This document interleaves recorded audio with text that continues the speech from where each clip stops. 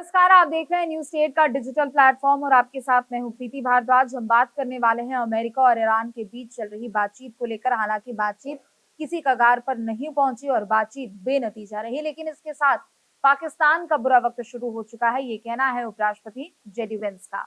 एक तरफ उन्होंने कहा कि हमने ईरान के सामने बहुत अच्छी डील रखी थी, लेकिन ईरान ने उस डील से समझौता नहीं किया, ईरान को वो डील मंजूर नहीं हुई। लेकिन ईरान के लिए तो ये बुरी खबर है, लेकिन साथ साथ पाकिस्तान के लिए भी ये बुरी खबर है।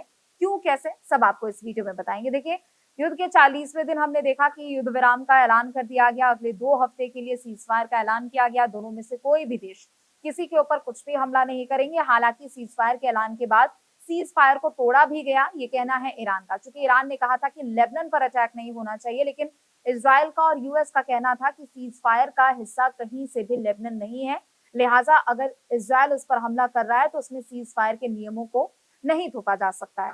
दूसरी तरफ हम बात करें कि लगातार वैश्विक स्तर पर बातचीत चल रही थी। सभी बड़े बड़े टॉप कंट्रीज के साथ यहाँ पर बैठक हुई थी, जिसमें इंडिया ने भी पार्टिसिपेट किया था और स्ट्रेट ऑफ हॉर्मुज को खोलने की सहमति यहाँ पर बनी थी। और सभी लोगों ने एक तरीके से ये समझौते के तौर पर अपील की कि बातचीत के जरिए इस पूरे मामले को सुलझाना चाहिए और कहीं ना कहीं स्ट्रेट ऑफ हॉर्मुज को जो खोलने का रास्ता था वो साफ नजर आ रहा था। लेकिन बीते दिन हमने देखा कि पाकिस्तान की ओर से इस पूरी शांति समिति की जो बैठक यहाँ पर एक तरीके से कराई जा रही थी, उसमें पाकिस्तान की एक बहुत बड़ी भूमिका थी।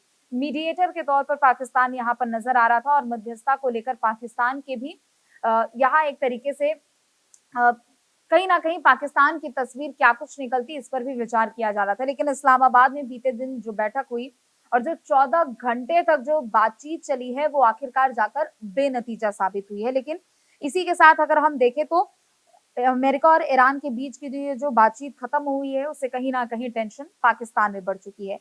दरअसल बात यह है कि पाकिस्तान की ओर से इस बातचीत को और इस युद्ध को खत्म करने की कोशिश यहाँ पर की जा रही थी और इस्लामाबाद में यहाँ पर मीटिंग बुलाई गई थी। जेडी वेंस भी आए, उधर से ईरान के जितने भी सुप्रीम लीडर्स के जो प्रतिनिधि है वो भी सब इस बैठक में शामिल हुए और दोनों की ओर से अलग अलग रणनीतियां यहाँ पर बनाई जा रही थी। लेकिन पाकिस्तान को इस बातचीत बेनतीजा रहने की वजह से एक कूटनीतिक और रणनीतिक तौर पर काफी बड़ा झटका लगा है, क्योंकि पाकिस्तान मीडिएटर के तौर पर दोनों देशों के बीच में काम कर रहा था और पाकिस्तान को लग रहा था कि शायद वैश्विक स्तर पर उसकी भूमिका अच्छी होगी, शांति दूत के तौर पर पाकिस्तान यहाँ पर निकलकर सामने आएगा। लेकिन पाकिस्तान ने जो कुछ भी सोचा था उसके मुताबिक कुछ हुआ नहीं और वो खुद ही इन दो शक्तिशाली देशों के बीच में एक महज मोहरा बनकर रह चुका है, क्योंकि बातचीत हर तरीके से बेनतीजा नजर आई है और बातचीत किसी स्तर पर पहुंच नहीं पाई। प्रधानमंत्री शहबाज शरीफ की बात कर ले या फिर आर्मी चीफ जनरल मुनीर की बात कर ले, उन दोनों की जो पूरी टीम वहां मौके पर मौजूद थी, बातचीत यहाँ पर की जा रही थी। लेकिन पाकिस्तान की कोशिश थी कि हर हाल में इस बातचीत को सफल बनाने की कोशिश की जाएगी। लेकिन ये जो बातचीत विफल हुई है, उससे पाकिस्तान को इतना बड़ा झटका इसलिए लगा है क्योंकि वो उसके अस्तित्व के लिए लड़ाई बन चुका है। चूंकि आतंकी गतिविधियों को लेकर, आतंकी घटनाओं को लेकर पाकिस्तान की जो छवि बनी हुई है वो पूरा देश और पूरी दुनिया जानती है इस बात को लेकर। लेकिन जब अमेरिकी उपराष्ट्रपति यहाँ पर पहुंचे तो उनको लगा था कि एक अच्छी पहल की जाएगी बातचीत के जरिए, और पाकिस्तान भी यही चीज सोच रहा था कि बातचीत के जरिए वैश्विक तौर पर उसकी जो इमेज है वो ठीक होगी। लेकिन जैसे ही बातचीत बेनतीजा रही, जेडी वेंस वॉशिंगटन के लिए निकल गए। लेकिन दूसरी तरफ पाकिस्तान की मुश्किलें भी बढ़ गई, क्योंकि पाकिस्तान जो कि लगातार ये उम्मीद करता है अमेरिका से कि आर्थिक तौर पर अमेरिका उसे मदद करता रहे और आईएमएफ जैसे अंतर्राष्ट्रीय संस्थानों के जरिए पाकिस्तान की हमेशा से एक उम्मीद रहती है और वो हमेशा से कहीं ना कहीं अमेरिका के ऊपर काफी ज्यादा निर्भर होता है और इसी वजह से वो चाहता है कि अमेरिका से भी उसकी बातचीत खराब ना हो। लेकिन दूसरी तरफ अगर ईरान के परिप्रेक्ष्य में हम देखते हैं, ईरान और पाकिस्तान के बीच में बहुत बड़ी सीमा यहाँ पर बनी हुई है। लगभग 900 किलोमीटर का सीमा ये लोग आपस में शेयर करते हैं और इतनी लंबी जो सीमा है उसे ऐतिहासिक और संवेदनशील भी है। कुछ जगहों पर अगर हम माने तो पाकिस्तान और ईरान लगभग 900 किलोमीटर बॉर्डर शेयर करते हैं और अगर ईरान पर इस तरीके से घातक हमला होता है तो कहीं ना कहीं उसका खामियाजा पाकिस्तान को भी भुगतना पड़ेगा, चूंकि पाकिस्तान की अर्थव्यवस्था को इससे काफी ज्यादा नुकसान पहुंचेगा। बातचीत की अगर हम बात करें तो उसके बीच पाकिस्तान ने एक महत्वपूर्ण कदम भी उठाया था। उसने अपने फाइटर जेट्स और सैन्य बल को सऊदी अरब भेज दिया था। पाकिस्तान ने कहा कि दरअसल जो सुरक्षा समझौते 2025 में सऊदी में हुए थे, उसी के तहत ये फैसला लिया गया था और ये इस वजह से भी लिया गया था चूंकि देखिए हमने देखा है कि खाड़ी देशों में ईरान की ओर से लगातार हमला किया जा रहा है, तो ऐसे में जो समझौता यूएई और पाकिस्तान के बीच में हुआ था उसके तहत पाकिस्तान ने ये भरोसा दिलाने की कोशिश की कि सुरक्षा के तौर पर पाकिस्तान वहां पर मौजूद रहेगा।